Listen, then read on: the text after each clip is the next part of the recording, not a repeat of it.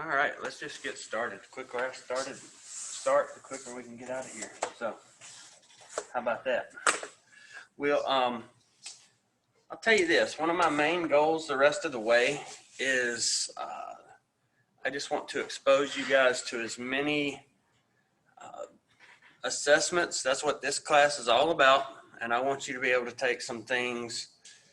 You may not know the exact name of it, but you need some things that you can use in the future and know that there is an assessment for that, you know, some different things, and still be able to critique how people are doing the assessment. Realize that you need to build that rapport, that you need to, you know, in order to get a good assessment, that it's going to have to, you know, the more comfortable the person is with you, whether it's a physical type assessment or a situation where you're just asking them open-ended questions, especially in that case, the better results you're going to get if they're more comfortable with you. So try to realize that it needs to be as conversational as possible. I know that with a lot of them, you would have to obviously need the assessment in front of you to read the questions or things like that. But throw a little bit of, you know, personality in there too. That goes a long way with what you're going to get for your results. Couple other things before we really get started. I'm going to share the screen here and we're going to talk about a couple things. Don't forget, you've got this comprehensive treatment plan that is due, and what it all comes down to is you need to take what you have gotten so far, what you've gotten back from me as far as so far you have done your activity analysis. You've done, no, it's the syllabus where it's at, I'm sorry. The client assessment, and that was the thing where you actually had an assessment form. In your packet, I'd like to see more than one assessment done with your hypothetical patient. Up front, I want to have the information of, tell me about your hypothetical client, type it out where I know exactly what I'm looking at. That's going to be up front. Then you're going to show me what assessments you did with them. And we're kind of going full circle, and the goal is for you to see how proper assessment leads into forming a plan, which leads to implementation and actually doing recreation therapy. So show me that process. Tell me why you chose this assessment. Give me information in there about why you chose this, why you did that. After the assessment, I decided that this would be a good opportunity to use aquatic therapy because of this. Tell me those sort of things. So you're building on what you have already done, what I've given back. The main thing, other than sharing me some filled out assessments, make sure they're filled out as though your patient, you filled them out with your patient. Make sure that if they need to be scored, that you score them and tell me what the score means. Another thing, talk about domains that you need to address based on what you've seen. One portion of what we did, you told me, I think it was the first thing that you turned in, you gave me 3 needs for your hypothetical client. And like I said, at one point, a good hint for that is those 3 needs are going to make 3 really good goals. Those things turn into good goals. If they need to improve balance, that can be goal number 1 right there. Improve client balance. If they need to lose weight, reduce client weight, can be goal number 2. They're that simple. So your needs should probably align or could align as turn into those 3 goals. Now, that being said, score your assessment, share your findings, and then tell me what that tells you as far as recreation therapy programming.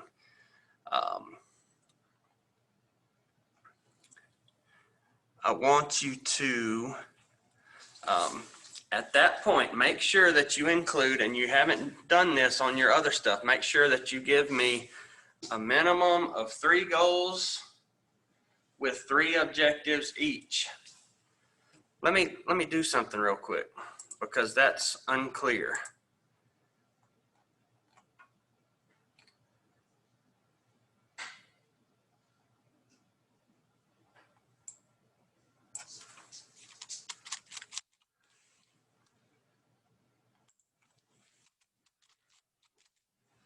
I'll see the magic happen right there. We just made that a lot more clear in about 10 seconds. So 3 goals with 3 objectives each. And when you give me those, they must be written in the vein of this little guy right here that is in your content area. Does everybody in here understand these 3 portions? Do you want us to actually break up the condition, behavior, and criteria? You don't have to make a table. No, like I know on the first one I ended, and the second one you handed back to us, you had like boxes around like the 3 different areas of it. That was for my benefit. Okay. That was just for me. I was looking for criteria. Okay, what started the process? So I boxed that criteria. And I did that on basically everybody's to try to help you guys identify which portions, the behavior is, what are they going to do, period. It has nothing to do with how many times or how well they do it at all. It's just, right here. If you want to make this very top one right here simple, when prompted by staff, there's your condition. The rest of it makes, puts it together for an individual, but the condition is when prompted by staff. The behavior is Carrie will wash her clothes. It has more details. And the criteria is 8 out of 10 steps of the task. The criteria is going to be either 8 out of 10 attempts, 3 days a week, 30 minutes per session, 80% of the time. It's going to be a measurable item where someone as a recreation therapist, you can say they did it or they did not do it. So just make sure that you have these 3 things in all of your objectives. That's the key. They don't have to be put in a table form. If you want to, for your own sake, that's fine. I'll take it that way. But if you feel like there's anything that you can explain to me about why you chose to do this, now, also you can tell me about what sort of modalities you would use. Just make it nice, make it a good thing, and tell me, this is what we did for, this is my patient. They came to me, I did these assessments on them. This is what I found. This is what they need. So based on these needs, these are some goals and objectives that I built. And then tell me how you would, from there, how would you implement those goals and objectives? What sort of things would you use? Would you use aquatic therapy? Would you use board games? Would you use music therapy? Things like that. How many days a week? How long time would you like to do it? That's the sort of things I'm looking for in your final comprehensive packet. Okay, is that pretty clear? I just want y'all to give me more information than you even think I need and make it comprehensive from start to finish. And I think what I just said was the clearest thing that I've given you. That little, you meet them, this is what they are, this is what they have these needs, and we need to move, and this is how we figured out what to do, this is what we're going to do, this is why we're going to do it. All that kind of stuff, and include your assessments in there. Okay, so that's enough on that. What else am I going to share here? Oh, I was going to pull up the syllabus and see if there was anything. that I didn't say. You can look at the syllabus for this.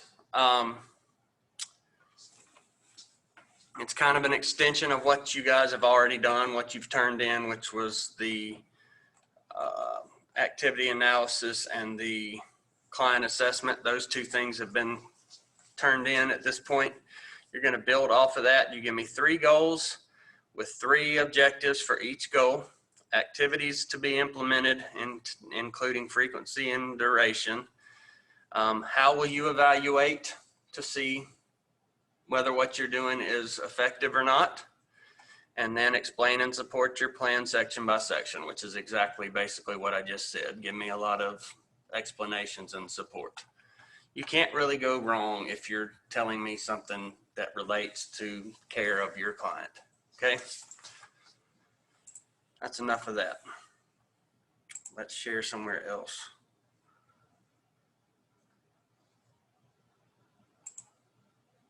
Actually, I'm gonna have to unshare in a second. Let me get to where I wanted to be.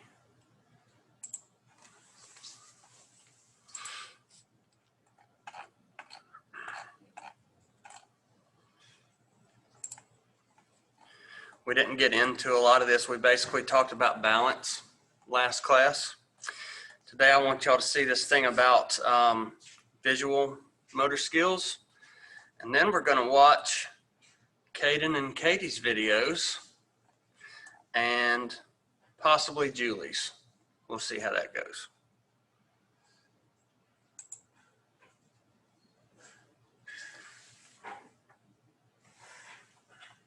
You're gonna do this again, huh? So we have the Test of Visual Motor Skills, 3rd edition, that is published by WPS. It costs $145, and it takes about 20 to 30 minutes to administer and about 15 minutes to score. The test was developed to replace 2 previous age-specific tests. The test is used to assess difficulties in copying as well as errors made in. Y'all hang on one second here. And I'm pretty sure that, yeah, I forgot. For the ones who can't be here, I need to do this, I'm sorry. You'll get about an extra minute of her.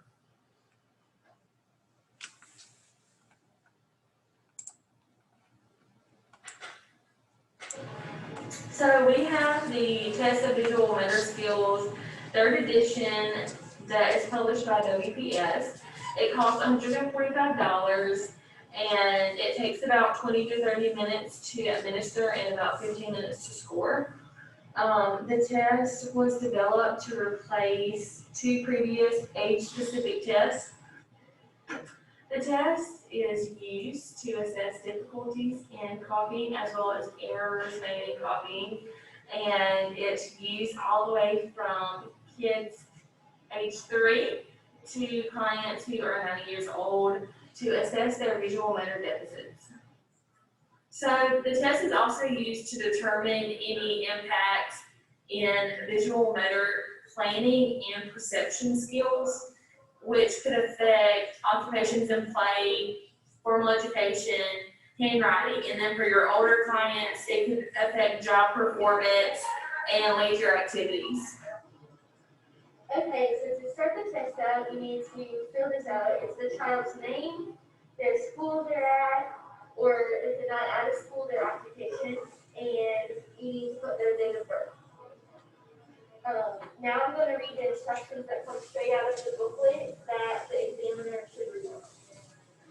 So today you'll be copying some shapes onto pages in a booklet.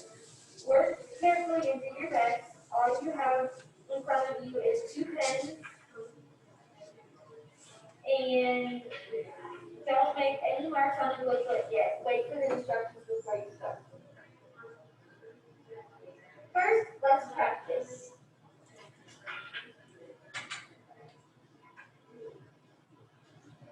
Look at this page. There is a design at the top and the rest of the page is blank.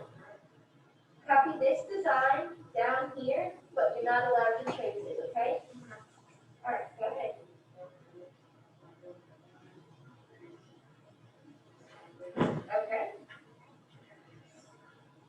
this would test, like hand-eye coordination and drawing skills too, huh? Make your design exactly like the one on the page. Work quickly but carefully. You're not being timed. Do not erase, cross out, sketch, or draw more than one design on the page. Do you understand? Yes. Okay. Good. Okay, now go on to the next page and do that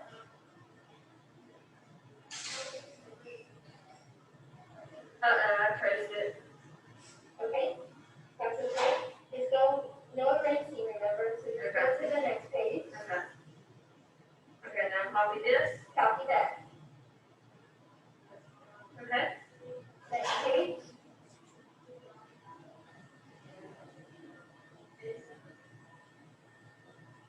Next page.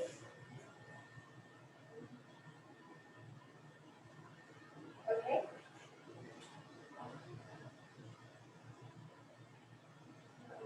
Okay. I wonder if they planned that tracing thing or not.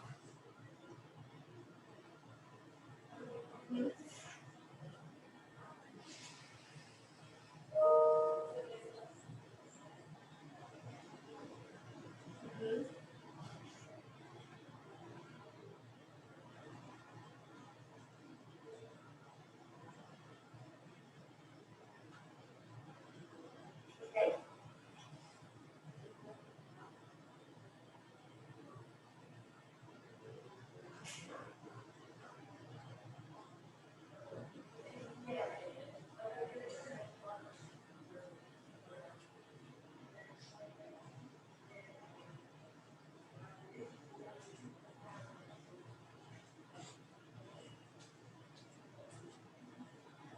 So what's happening to what she's doing? Is it getting easier? Okay. Or So, can you we're even gonna see stop it? the test here, okay? It's getting more complex kind of as they go No, along. we're just supposed to copy the shape, and after 4 times of not getting the shape close, we can stop the test, Okay. okay? So there's an accuracy score with 0 being no design, traced, erased, or redrawn, and 2 being copying the correctly made or very close to the design that was on the page. So for example, this would be an accuracy score of 2. And this one would be an accuracy score of 0. So there's different error scores, and you have an error score for 9 different things. The first being closure, and this is an example of a closure error because the circle isn't closed completely. So the second error is incorrect angles, and the book shows an example of one of those.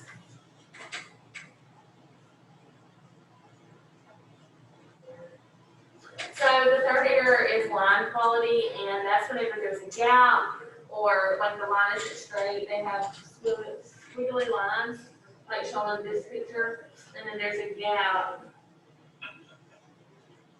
right here in this line. So the next error is line length, and an example of this is in the book where the line of the T is way too long.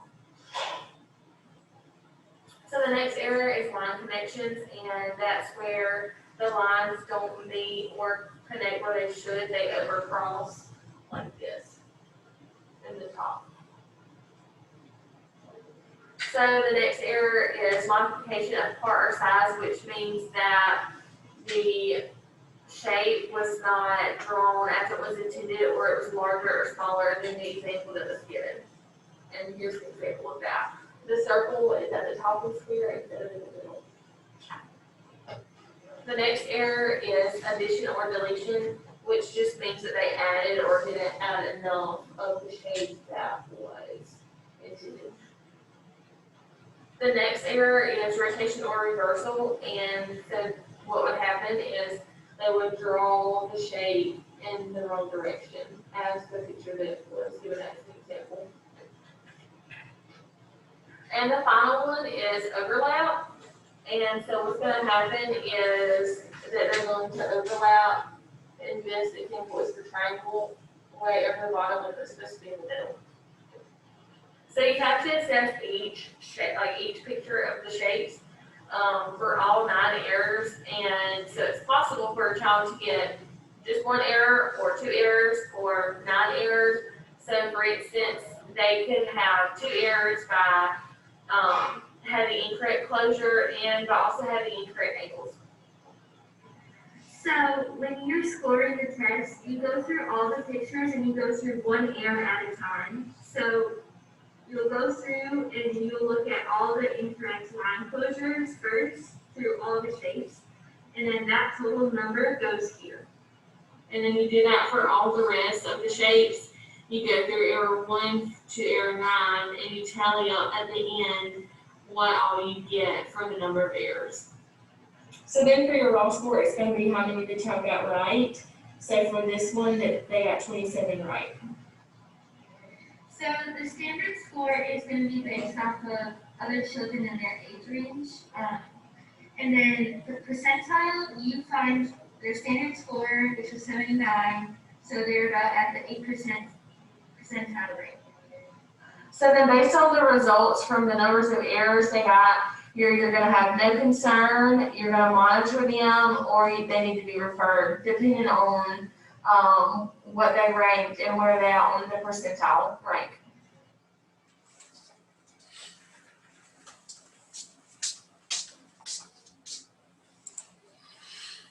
All right, thoughts on that test? I think that it would be good that it's interactive. You know, you have them, they're very active in the process of the assessment. What do you think about scoring it? Sounds like a pain in the butt to me. Scoring that test, you have to go through 9 different potential errors for each picture that they draw. That's a long grading process. Why might we in recreation therapy be prone to use a visual assessment like this? It's more enjoyable to the patient. What's that? It's more enjoyable to the patient instead of just talking with them. Oh, that's true. Absolutely. They would enjoy it more. What might we need to, okay, if they are having, a lot of times, like I said, that's not necessarily one that you would have every patient do when they come in the door. That's one that you're probably going to do because you've seen something that leads you to believe that, hey, maybe they have a visual issue. It's usually that type of assessment is going to be called for because you're starting to see some sort of issue that says, hey, I wonder if this is because they can't see well. What do y'all see as potential problems with this? Short attention span, absolutely. Depending on the population that you're working with, it could be a big difference with attention span. Some of them would get up after doing 2 of them, you know, if that. What else? What do you think about on the scoring? Do you think it's going to be necessarily accurate?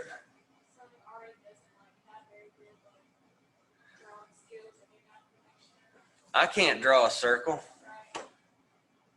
My line's probably going to overlap on a triangle. And I can see fine, you know, well enough to not need a screening test like this. That's a problem. I didn't really like that one, and for the fact that and that, you know, that's partly why I wanted to show it, is because when we choose assessments, you need to look at the pros and cons before you just jump in and use one. And this is one that personally I wouldn't like because of what I just said. You could have, number one, it's going to take you forever to score it. I like the conversational kind of back and forth nature of when you're giving it, but that's about all I like. If it takes you forever to score it, the issues when you're looking for the problems, they're not necessarily going to be vision related. They might be just that they don't have good, motor skills, hand-eye coordination, something like that. Some people just can't draw. I wish I could draw. I really do, but I can't. My 7-year-old kid can draw probably better than I can draw, and I'm happy for him. That's good. So just think about, what about the person giving the test? Were they personable? Or were they pretty robotic and? It was like it's from a script. Yeah, it was too much from a script for my liking. I think that it would have done her some good as the one who was leading the assessment to kind of read over it a few times and just to be a little, yes, you're going down a line and you're going through, but you could memorize the rules to that thing and be able to give it without reading every single thing that you did to give that assessment. So take that from it, realize that sometimes we need to be very, and it came with a book. Not sure what's up with that. All right, let's go back. At least the sound's working. It had a whole book for that too. So obviously you would have to do some studying before you even tried to use it. And I'm not even sure if it would be in like recreation therapy's ballpark. Would that fall under us who would do that? If it had to do with, if we were going to do some fine motor type skills, like say had someone coming in to teach a knitting class to an elderly group or something, they would probably we'd need to know if they can see well enough to do that before we prescribe them that, as an activity, because we don't want them to fail at it because they can't see well enough to do it and then leave the program feeling defeated. Kind of see my point on why we might need to do that? That's a good example of, if we're going to plan something that takes good vision and we feel like we have a couple that may not have the vision, we don't know for sure whether they can really do it. This may be a way to find out, or this type or another type of visual acuity test could work to help with that. All right, these next ones I'm going to show you are super good.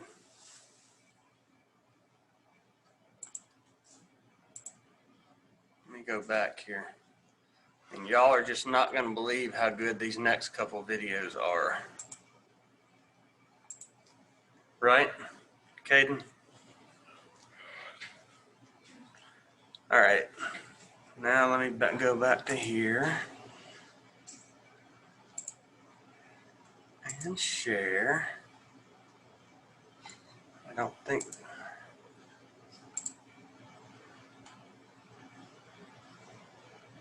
I guess I'm sharing this screen. Today, I'm here with Miss Sunflower Dew. I'm Kate Hitchcock at Key Moore. What's your reason for coming in for therapeutic recreation? One is it's really been hurting me due to my university. Okay. How's your emotional well-being recently? I've been down because I haven't been able to do the stuff that I like to do, and just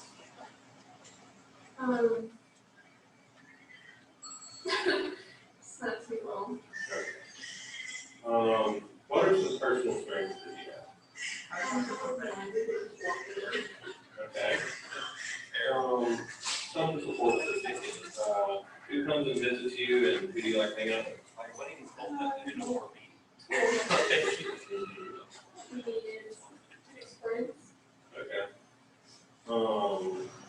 So how do you contact them? Like telephone or like going out?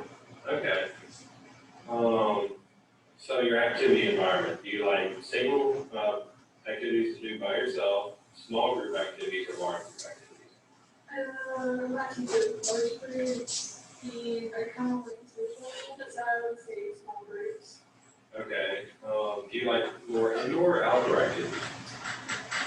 Well, a little bit of both, depending on the weather, actually, but if the weather's nice, then outdoor, Okay. but if not, indoor. Okay. So when would you, want to come and see me? Like, what's your schedule looking like? I'm not a morning person, I can do that, so definitely no mornings.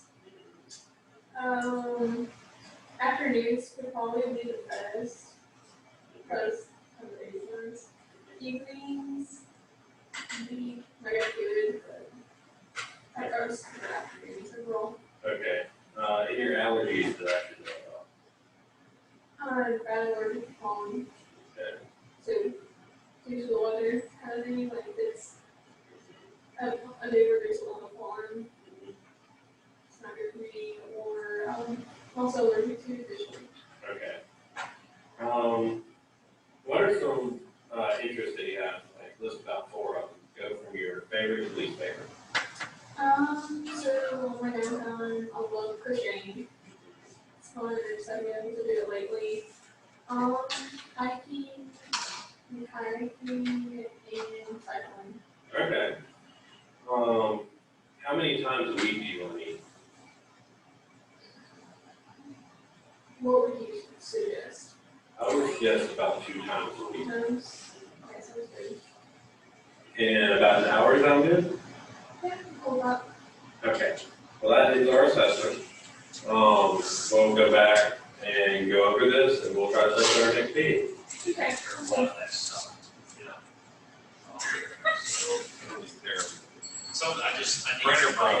Okay, after the assessment, we found out some basic things that we need to address. The main domains that need to be addressed are definitely physical, but mental also, because she said that she was depressed, and she seemed a little anxious to me. The activities that we need to implement into the TR definitely would be crochet due to her arthritis and stuff. I think it'll be good to get back into that. I think that'll also help her mentally too.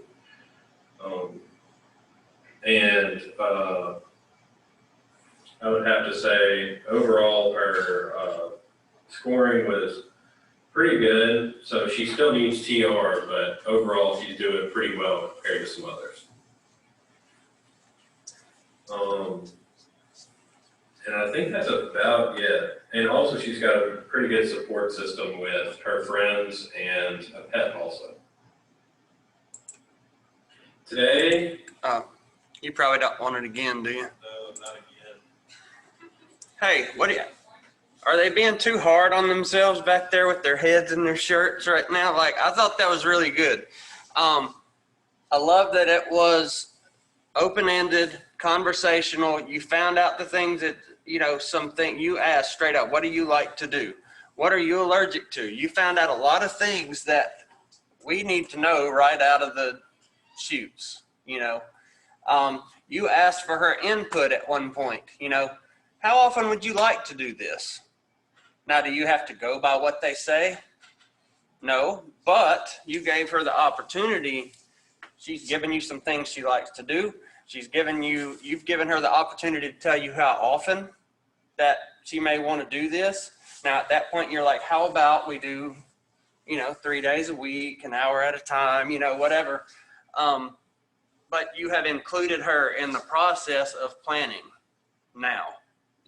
Through your assessment, you're moving into that planning and you're letting her be a part of it and letting her tell you what she likes, what she dislikes, and all that. Okay? And I thought that was actually really good. That was kind of a sketchy looking assessment that you had there, but otherwise I thought it was pretty good. All right, get ready to cover up again. Here we go.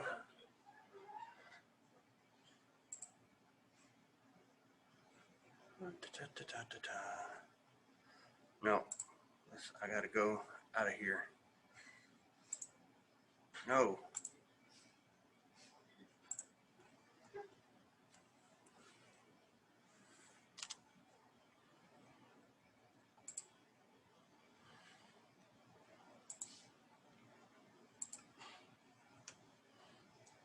Eerily similar format.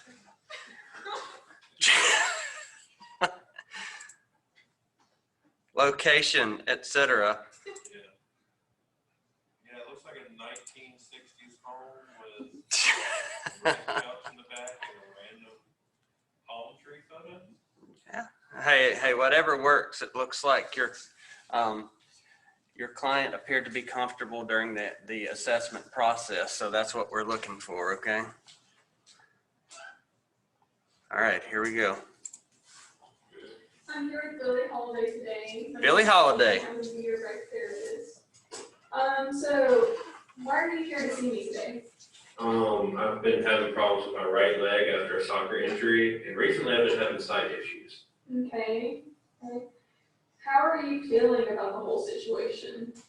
I feel a little bit frustrated, and I've lost some confidence due to my pride in my soccer skills.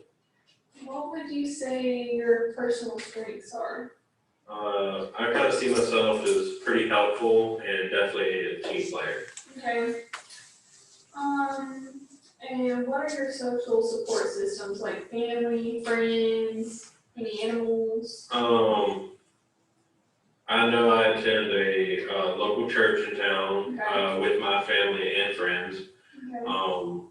and they're a big support system for me. Good. Okay. Anything else? Is it, what about types of contacts? I like going on outings, but usually I talk over the telephone, at least recently. Okay. So for activities, would you like to work in a large group, a small group, or just by yourself? Usually a large group works better. Okay. What about indoor or outdoor? I like outdoor activities more. Just being out in nature really helps me feel better. And for activity wise, what time of day would be best for you? Would it be morning, afternoon, evening? Normally mornings will be better for me in between about 9 and 11. 10 or 11? Okay. Any allergies? Bug spray is one of them. Okay. The aerosol and the bug spray make me break out in hives. Red clay is just a weird one. Okay. And Yes, it is. I think pollen is another big one. Red clay. For interest, from Grace Louise, what activities would you like to do? Soccer is the biggest one I want to get back into, even though it caused my injury. Yeah. A second one would probably be hiking, and then kayaking, and then something like, maybe something like Uno, cards. Okay. How many times a week? Yeah, probably about 3 times a week. Times a week? Mm-hmm. And how long? I think, or do you want to go on my personal? Yes. Personal Yes. recommendation. I think if we're doing 3 times a week, Mhm. I know an hour might be too long, so 30 to 45 minutes maybe. Sounds good to me. Okay, sounds good. Just after we've gone over all this, is there anything else that you'd like to add or anything that I need to know? I sometimes have mobility issues, so we need to be careful about that. That right leg really does bother me. Okay, well, I think this went pretty well. I'm gonna look over everything that we've gone over and figure out a schedule and an activity that we can do for next time. So I'll contact you whenever I'm ready and we'll just hit it from there. Sounds good. Okay.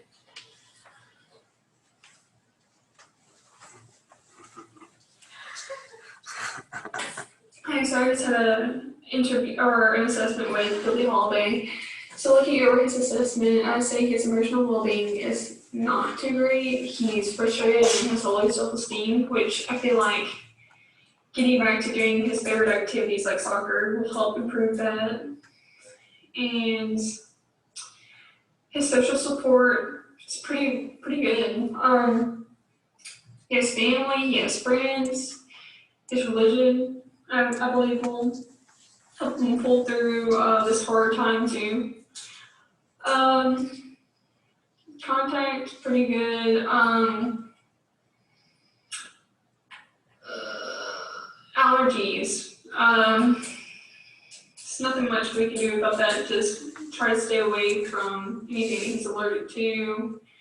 We're gonna be meeting 3 times a week, 30 to 45 minutes, and just knock it out then.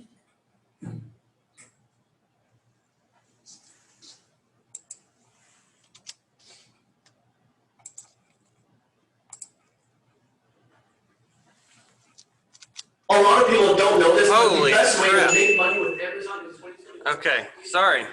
By selling physical.